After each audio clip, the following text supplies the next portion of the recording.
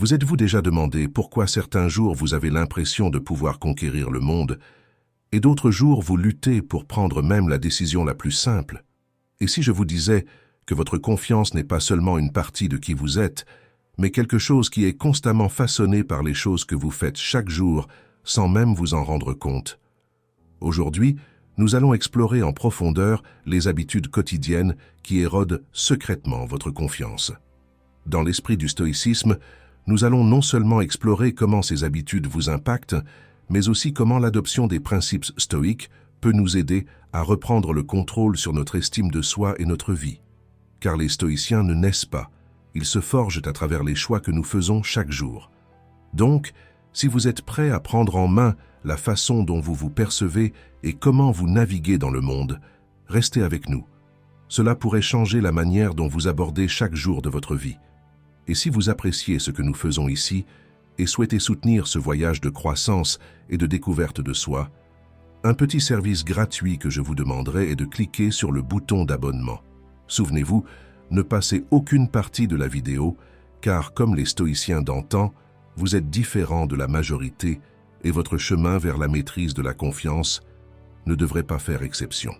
Prendre soin de son apparence n'est pas une question de vanité, c'est une manière d'honorer son corps et sa présence dans le monde. Marc Aurèle a noté que ce que nous aimons dans notre corps, c'est ce qu'il nous permet de faire.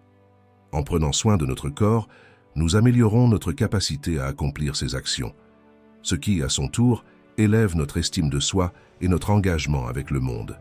Lorsque vous prenez le temps de soigner votre apparence physique, cela fait plus que vous rendre simplement beau ou belle, cela vous fait également vous sentir bien.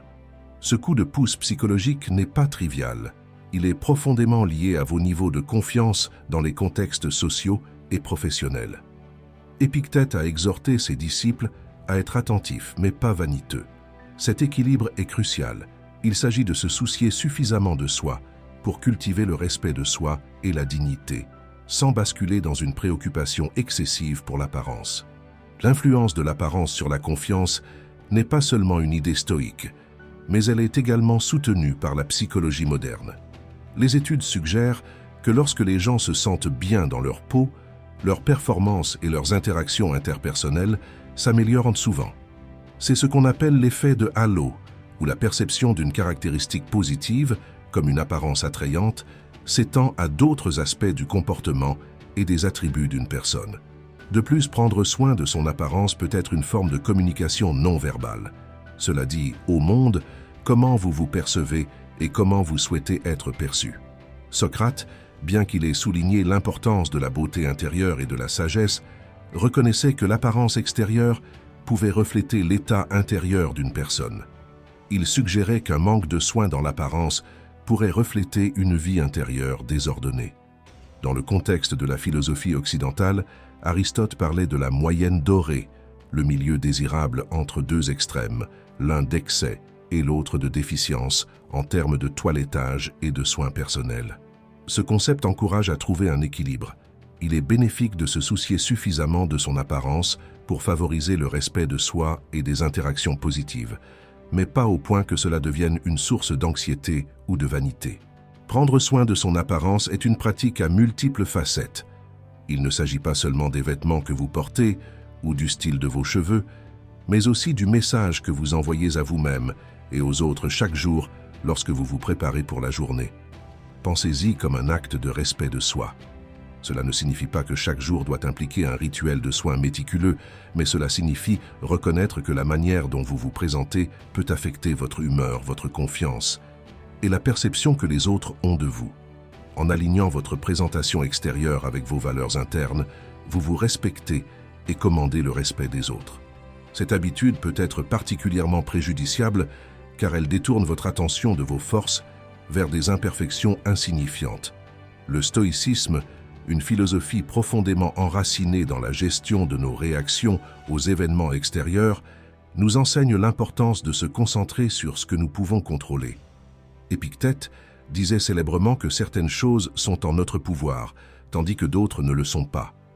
En nous attardant sur des défauts mineurs que nous ne pouvons changer ou qui n'affectent pas fondamentalement qui nous sommes, nous gaspillons une énergie émotionnelle et mentale précieuse qui pourraient être dirigés vers des efforts plus productifs. Cette obsession des défauts mineurs est une distraction qui mine notre estime de soi et détourne notre attention de nos vertus et des choses qui nous définissent véritablement.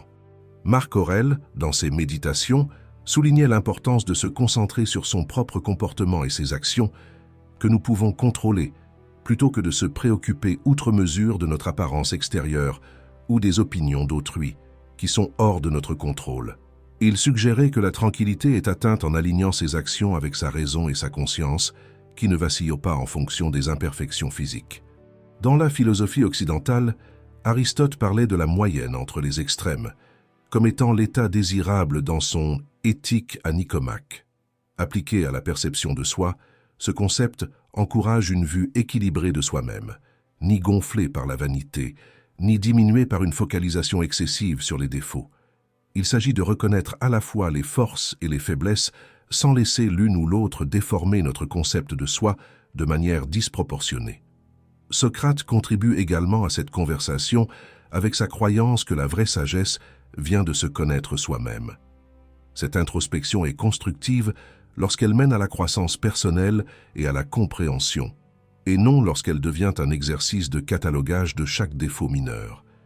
Il arguait que la fixation sur des détails triviaux sur soi-même pouvait entraver la poursuite de la vraie connaissance et de la vertu, qui sont bien plus importantes pour le caractère et le développement moral d'une personne.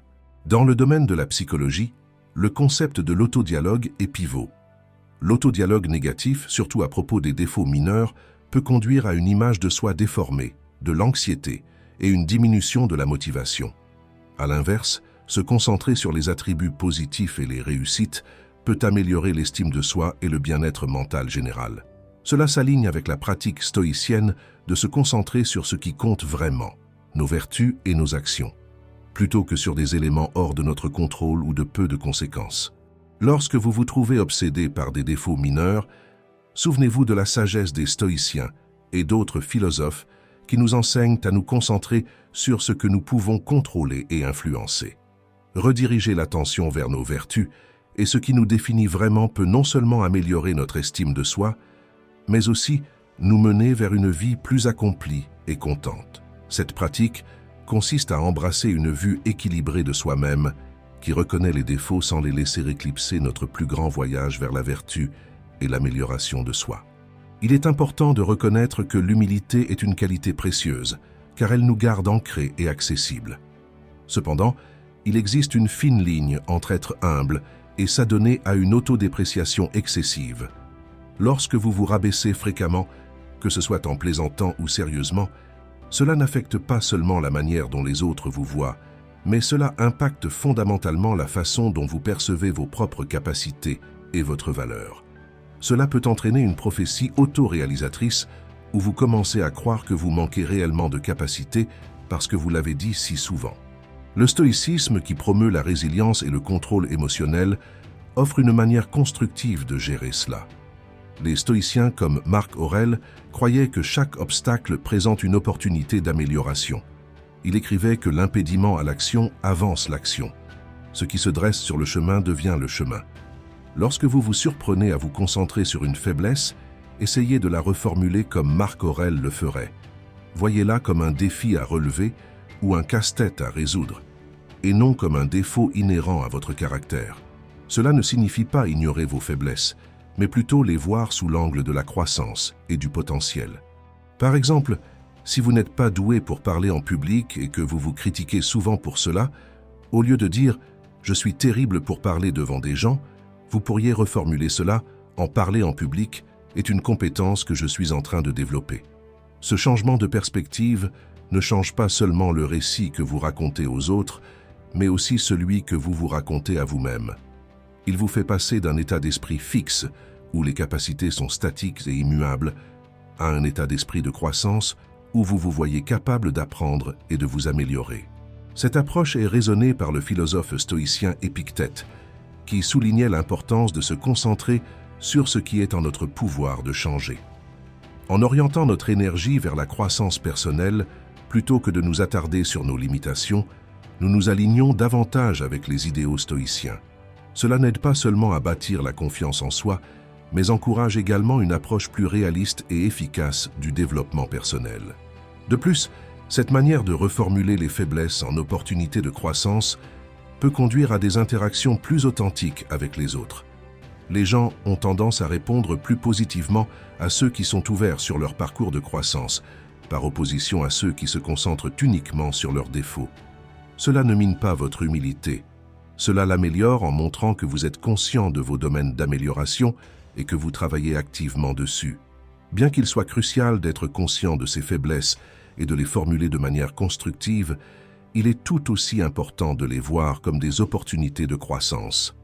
Voir chaque faiblesse comme une chance de se développer non seulement favorise le développement personnel, mais construit aussi un état d'esprit résilient et adaptable, un principe fondamental du stoïcisme. La prochaine fois que vous vous surprenez à critiquer un défaut personnel, faites une pause et réfléchissez à la manière dont vous pouvez le transformer en un tremplin pour l'amélioration. Ce léger changement dans votre approche peut avoir un impact significatif sur la manière dont vous vous percevez et comment les autres vous perçoivent, conduisant à une plus grande confiance en soi et à une efficacité dans tous les domaines de la vie. À première vue, féliciter les autres semble être une action purement positive, n'est-ce pas? Certes, montrer de l'appréciation et reconnaître les réalisations des autres est une partie essentielle de la construction de relations saines. Cependant, lorsque cela se prolonge en surcompliment, cela peut commencer à avoir des conséquences non intentionnelles, notamment lorsqu'il diminue votre propre sentiment de valeur personnelle. Le stoïcisme, une philosophie qui cherche la vertu à travers l'équilibre et la rationalité, nous enseigne l'importance de la modération. Les stoïciens croient que chaque aspect de la vie, y compris la manière dont nous interagissons avec les autres, doit être équilibré. Lorsque vous complémentez trop les autres, vous pouvez, sans le vouloir, les placer sur un piédestal tout en diminuant vos propres réalisations et qualités. Ce n'est pas seulement une question d'équilibre dans les relations, mais aussi de maintenir une vue équilibrée de soi-même.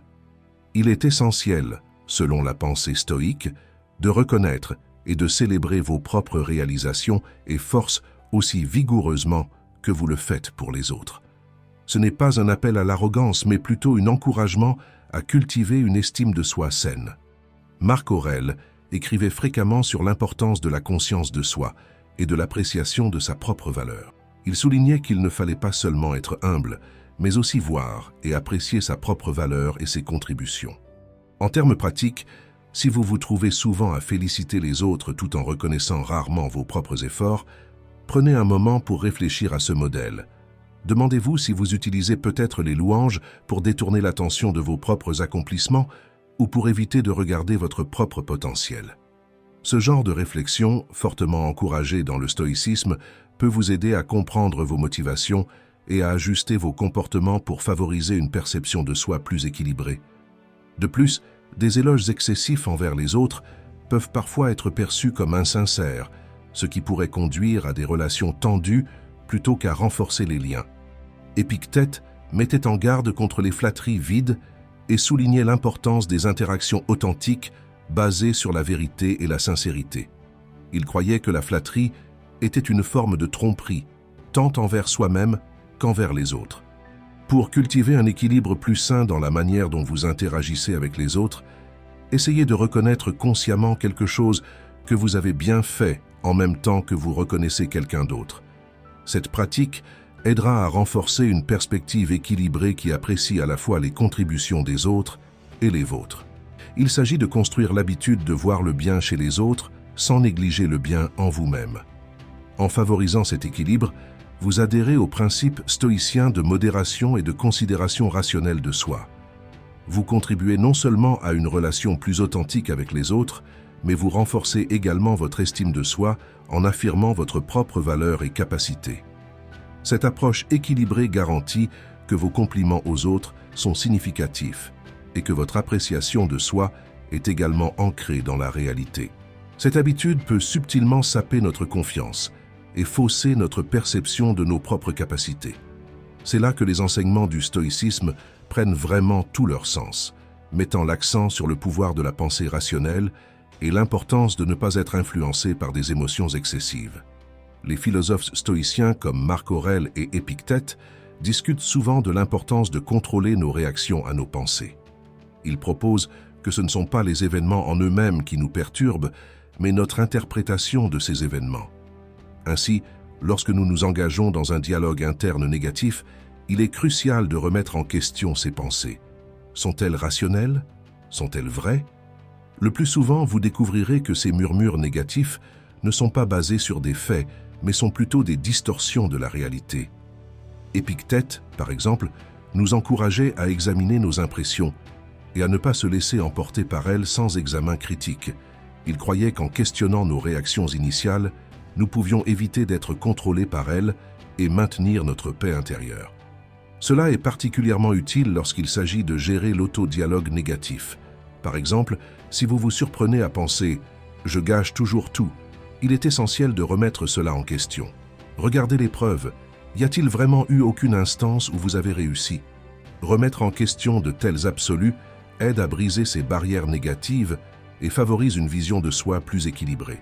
De plus, Marc Aurèle écrivait sur l'importance de voir les choses de manière objective et sans le nuage de nos préjugés personnels. Lorsque des pensées négatives surgissent, essayez de prendre du recul et de les voir comme un observateur extérieur le ferait.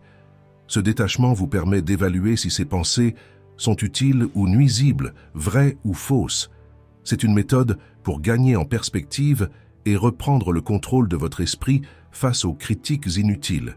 Incorporer cette pratique stoïcienne dans votre routine quotidienne peut modifier de manière significative votre interaction avec l'autodialogue négatif. Chaque fois qu'une pensée négative apparaît, prenez un moment pour l'examiner avec une pensée rationnelle. Ce processus ne fait pas seulement diminuer le pouvoir de la pensée négative, mais renforce également votre résilience mentale globale. En pratiquant régulièrement, vous passez progressivement d'un état d'esprit submergé par le doute de soi à un état d'esprit fortifié par l'assurance de soi. Souvenez-vous, l'objectif ici n'est pas de ne jamais avoir de pensées négatives, ce qui est irréaliste, mais de prévenir que ces pensées prennent racine et définissent votre perception de soi. Tout comme les stoïciens, vous pouvez apprendre à voir ces pensées pour ce qu'elles sont vraiment, de simples impressions, pas des réalités concrètes. Avec le temps, cette pratique non seulement renforcera votre confiance, mais approfondira également votre compréhension et votre maîtrise des principes stoïciens dans la vie quotidienne. Il peut sembler que s'excuser soit une petite chose, mais c'est en réalité assez significatif lorsque l'on pense à l'impact sur notre confiance en soi et la manière dont les autres nous perçoivent. Dans la vision stoïcienne, chaque parole et action devrait être intentionnelle et significative. Ainsi, en ce qui concerne les excuses, la sagesse stoïque nous conseillerait de réserver nos excuses pour les situations où elles sont vraiment justifiées. Pourquoi est-ce important? Eh bien, s'excuser inutilement peut transmettre un manque de confiance dans ses décisions et actions. Cela peut envoyer le message que vous avez toujours tort ou que vous êtes toujours à blâmer, même lorsque ce n'est pas le cas. Cela affecte non seulement la façon dont les autres vous voient, mais peut également conduire à une diminution de votre propre sentiment de valeur personnelle. Les stoïciens comme Épictète enseignaient que nous devrions nous concentrer sur ce qui est sous notre contrôle, nos actions et nos paroles. En vous excusant excessivement, vous pourriez prendre la responsabilité de choses qui échappent à votre contrôle, ce qui est contraire aux principes stoïciens. L'essentiel ici est d'être conscient et délibéré avec vos excuses. Lorsque vous faites une erreur, reconnaissez-la, excusez-vous sincèrement, puis avancez. Cela s'aligne avec la pratique stoïcienne de se concentrer sur le présent et d'apprendre du passé sans s'y attarder.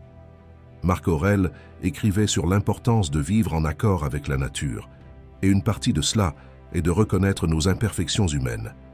S'excuser quand c'est vraiment justifié est honnête et reflète un caractère fort.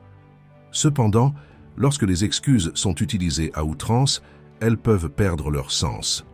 Pensez-y de cette manière. Si vous vous excusez pour tout, comment les gens sauront-ils quand vous êtes vraiment désolé? Une excuse doit être le reflet de vos véritables intentions, pas une réponse habituelle à chaque situation. Ce n'est pas seulement une question de perception des excuses par les autres, mais aussi de cultiver un véritable sentiment de responsabilité en soi. De plus, s'excuser excessivement peut être un signe que vous ne vous tenez pas fermement à l'intérieur de vos propres limites. Le stoïcisme nous enseigne l'importance de se connaître soi-même et de vivre avec intégrité. Une partie de cette connaissance de soi est de comprendre quand nous avons réellement fait quelque chose qui mérite des excuses et quand nous diminuons simplement notre propre autorité en disant « désolé » inutilement. Dans la pratique, la prochaine fois que vous vous retrouvez sur le point de vous excuser, faites une pause et demandez-vous si cette excuse est vraiment nécessaire. Est-elle le reflet de quelque chose que vous croyez réellement avoir été une erreur de votre part? Ce moment de réflexion peut vous aider à briser l'habitude des excuses excessives et à les utiliser de manière plus judicieuse à l'avenir. En faisant cela, vous renforcez votre confiance en vous-même et vous assurez que vos excuses conservent leur sincérité et leur impact. Ceci est un domaine critique, car il affecte directement votre sens de l'autonomie et de la confiance en vous. Dans le contexte du stoïcisme, l'accent est mis sur la responsabilité personnelle et l'intégrité de vivre une vie que vous avez soigneusement envisagée et choisie pour vous-même. Laisser les autres décider pour vous peut sembler plus facile à court terme, surtout si la prise de décision vous semble intimidante ou si vous êtes préoccupé par les conséquences de vos choix. Cependant, lorsque vous vous fiez habituellement aux autres pour prendre vos décisions, vous vivez essentiellement une vie conçue par quelqu'un d'autre. Cela peut conduire à un décalage significatif entre vos véritables désirs et votre manière de vivre réelle. Les philosophes stoïciens, notamment Épictète, ont souvent discuté de l'importance de la prohairesis, qui est la faculté de choix. Selon lui, c'est la seule chose que nous possédons réellement et que nous ne devons pas céder à la légère. Bâtir la confiance par la prise de décision commence par faire confiance à votre propre jugement. Cela ne signifie pas que vous ne devriez jamais demander de conseils ou considérer d'autres perspectives, mais en fin de compte, la décision devrait venir de vous. Cette pratique s'aligne bien avec la croyance stoïcienne dans l'importance de vivre selon sa propre nature et sa raison. En prenant vos propres décisions, vous affirmez vos valeurs, évaluez vos options de manière rationnelle et prenez la responsabilité des chemins que vous choisissez. Commencer par de petites décisions est une excellente façon de pratiquer cela. Décidez de ce que vous allez manger, de ce que vous allez lire ou de la manière dont vous organisez votre journée. Ces choix peuvent sembler triviaux, mais ils posent les fondations pour des décisions plus significatives. À mesure que vous vous sentirez plus à l'aise et confiant dans ces choix mineurs, vous vous sentirez naturellement plus équipé pour gérer des décisions plus grandes et plus impactantes dans votre vie. Marc Aurèle, un fervent défenseur de l'autogouvernance en accord avec la raison, soulignait l'importance d'agir d'une manière qui est cohérente avec vos propres principes et non pas simplement en suivant la foule. Cette autonomie est habilitante. Lorsque vous prenez des décisions qui s'alignent avec vos croyances profondes, vous ne vivez pas seulement de manière plus authentique, mais vous renforcez également votre confiance en soi. De plus, prendre vos propres décisions et accepter les résultats, qu'ils soient bons ou mauvais, favorise la résilience. Vous apprenez de chaque conséquence ce qui vous prépare mieux pour les défis futurs. Ce processus est intrinsèquement stoïcien, car il implique de réfléchir et d'apprendre des résultats de vos actions, ce que les stoïciens considèrent comme essentiel au développement personnel. En prenant vos propres décisions, vous revendiquez la propriété de votre vie. Cela renforce votre sentiment de soi, renforce votre confiance et vous aide à vous développer en une personne qui vit avec intention et intégrité. Chaque décision est un pas vers un soi plus authentique et confiant, profondément enraciné dans la philosophie stoïcienne. C'est une erreur commune qui peut subtilement éroder la qualité de nos vies et notre estime de soi. Le stoïcisme nous enseigne l'importance de viser l'excellence à travers la discipline et de maintenir des normes personnelles élevées. Ces principes ne concernent pas seulement le succès externe. Ils sont fondamentalement axés sur la culture de la vertu intérieure et de vivre une vie fidèle à vos valeurs. Lorsque vous commencez à abaisser vos normes, que ce soit dans le travail, les relations ou les objectifs personnels, cela affecte plus que les résultats immédiats. Cela influence la manière dont vous vous percevez. Des normes plus basses signifient que vous ne vous poussez pas à atteindre votre plein potentiel, ce qui peut créer un cycle de sous-performance où moins vous attendez de vous-même, moins vous êtes susceptible de réaliser et plus votre confiance diminue. Sénèque argumentait que nos vies sont la somme de nos choix, et abaisser ces choix, c'est dégrader nos vies. Des normes élevées sont le reflet de la croyance en ses propres capacités et incitent à se défier, ce qui conduit à la croissance personnelle et à la satisfaction. Les stoïciens comme Marc Aurèle croient que l'obstacle lui-même est une opportunité de pratiquer une vertu, la patience, le courage, l'humilité, l'ingéniosité. En maintenant des normes élevées, vous ne visez pas seulement des réussites externes. Vous pratiquez ces vertus, ce qui construit une base solide pour la confiance. Il est essentiel, cependant, de distinguer entre des normes irréalistes et élevées mais atteignables. Les premières peuvent conduire à la frustration et à la déception, tandis que les secondes encouragent la croissance et l'amélioration. Un stoïcien vise ces dernières, pratiquant ce qu'Épictète appelait l'art de vivre. Il suggérait que, tout comme un musicien accorde son instrument pour atteindre l'harmonie, une personne doit régler ses normes pour s'aligner avec ses véritables capacités et valeurs, créant ainsi une vie harmonieuse. En termes pratiques, considérez ce que signifie abaisser vos normes dans différents domaines de votre vie. Au travail, cela pourrait signifier accepter le « assez bon » dans un projet où vous pourriez exceller. Dans les relations, cela pourrait signifier tolérer le manque de respect ou la négligence. Et dans les habitudes personnelles, cela pourrait signifier sauter des étapes dans votre routine conçue pour améliorer votre bien-être. Chaque fois que vous abaissez vos normes, vous vous envoyez le message que vous ne méritez pas mieux. Cela est contraire à la croyance stoïcienne dans la valeur inhérente de chaque individu. Au lieu de cela, en maintenant vos normes élevées et alignées avec votre véritable potentiel, vous affirmez votre valeur. Vous vous défiez de vous élever à la hauteur des attentes, ce qui non seulement entraîne de meilleurs résultats, mais renforce également votre croyance en vos capacités.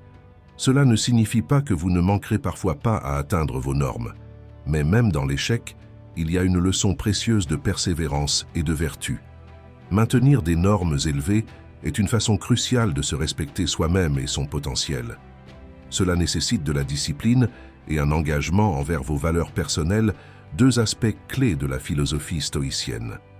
En aspirant à atteindre ces normes, vous améliorez non seulement votre capacité à réaliser vos objectifs, mais vous construisez également un sens de soi plus profond et plus résilient. Le stoïcisme n'est pas seulement une philosophie qui nous enseigne comment penser, il guide également comment choisir la compagnie que nous gardons. La sagesse stoïcienne souligne l'importance de s'entourer de personnes qui nous élèvent et nous soutiennent. Ceci est crucial car les personnes avec lesquelles nous passons du temps peuvent influencer de manière significative nos pensées, nos comportements et, en fin de compte, notre caractère. Les relations toxiques sont celles qui drainent constamment votre énergie, dénigrent vos contributions ou ne respectent pas vos limites.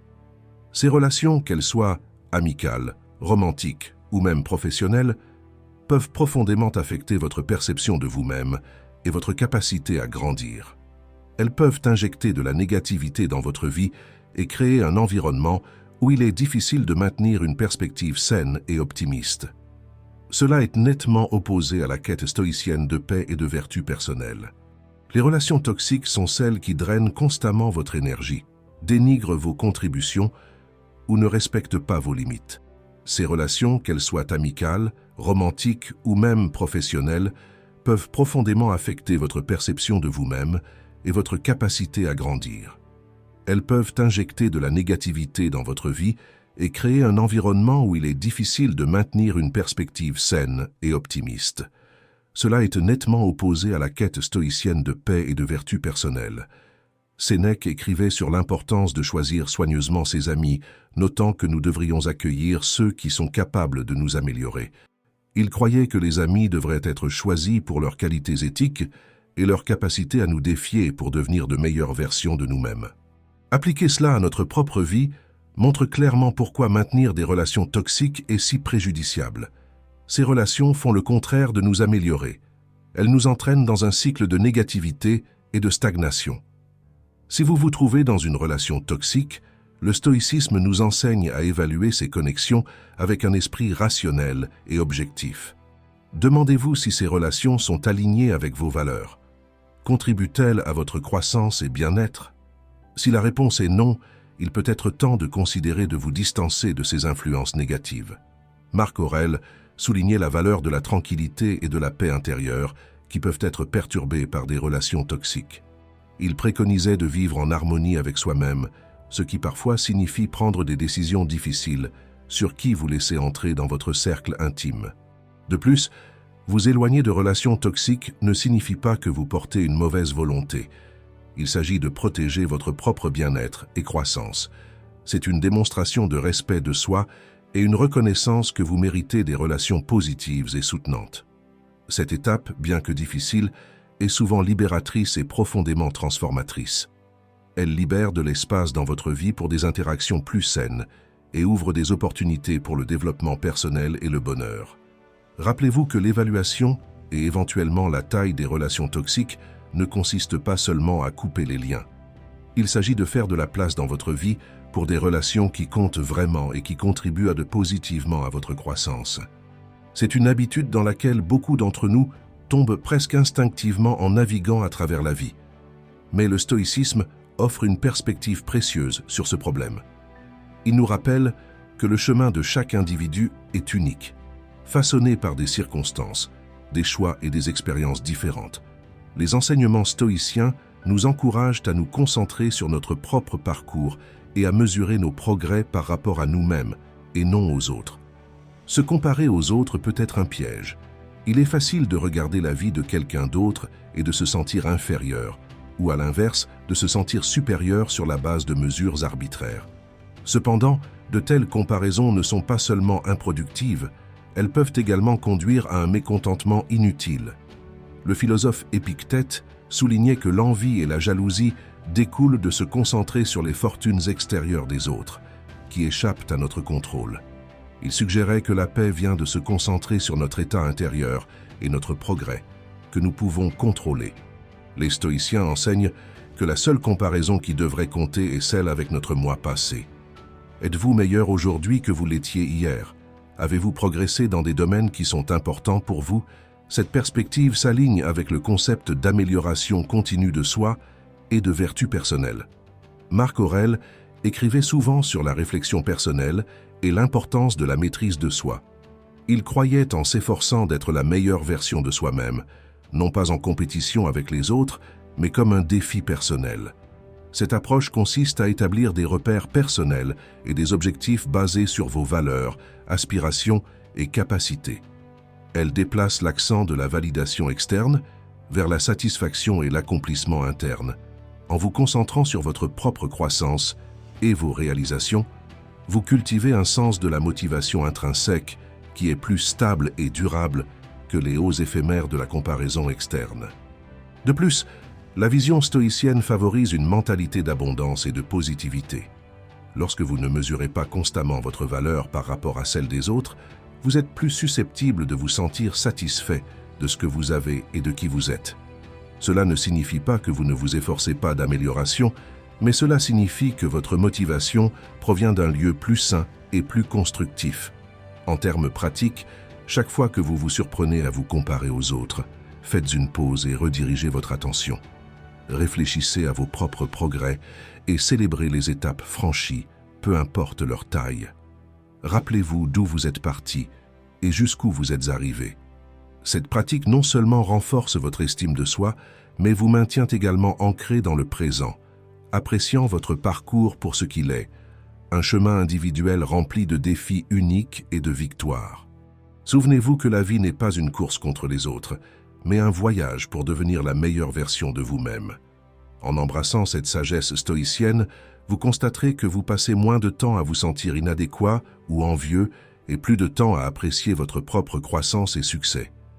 Il s'agit de trouver de la joie dans votre évolution personnelle et de reconnaître que chaque pas en avant, aussi petit soit-il, est un triomphe en soi. En conclusion, rappelez-vous que le chemin vers l'amélioration de soi est continu et unique à chacun. Embrassez le parcours stoïcien en vous concentrant sur votre propre croissance et laissez tomber les comparaisons inutiles qui vous retiennent. Merci d'avoir passé ce moment avec nous au Stoic Journal. N'oubliez pas de consulter l'une des vidéos suggérées à l'écran pour continuer votre voyage vers une vie plus accomplie et confiante. Et puisque vous avez suivi jusqu'à la fin, partagez avec nous vos réflexions dans les commentaires. Si vous êtes nouveau sur la chaîne, veuillez vous abonner. À bientôt.